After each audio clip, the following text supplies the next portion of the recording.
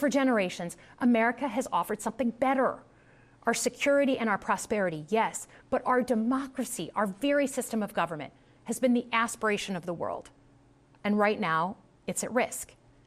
It's at risk when the president decides you can pick and choose what rules you want to follow, but it's also at risk when the president pits Americans against each other, when he demonizes those who are different and tells certain people they shouldn't be included. Generations have fought and died to secure the fundamental rights that define us. Those rights and the fight for them make us who we are. We're a nation of strivers, risk takers, innovators, and we are never satisfied. That is America's superpower. And look, I've lived and worked in many countries. I've seen democracies flicker out. I've seen what life is like when a government is rigged. You can't open a business without paying off a corrupt official. You can't criticize the guys in charge without getting a knock at the door in the middle of the night. So as much as we need to make our government more responsive to our lives today, don't for one moment fool yourself that democracy isn't precious and worth saving. But how do we actually do that? I know a lot of you have been asking that question. First, don't tune out. It's easy to be exhausted, but America needs you now more than ever. If previous generations had not fought for this democracy, where would we be today? Second, hold your elected officials, including me, accountable. Watch how they're voting. Go to town halls and demand they take action.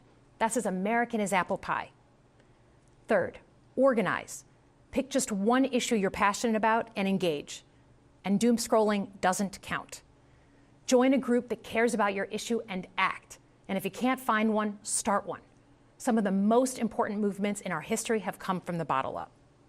We all know that our country is going through something right now.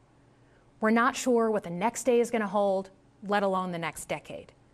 But this isn't the first time we've experienced significant and tumultuous change as a country. I'm a student of history, and we've gone through periods of political instability before. And ultimately, we've chosen to keep changing this country for the better. But every single time, we've only gotten through those moments because of two things: engaged citizens and principled leaders. Engaged citizens who do a little bit more than they're used to doing to fight for the things that they care about, and principled leaders who are ready to receive the ball and do something about it. So thank you tonight for caring about your country. Just by watching, you qualify as engaged citizens. And I promise that I and my fellow Democrats will do everything in our power to be the principled leaders that you deserve.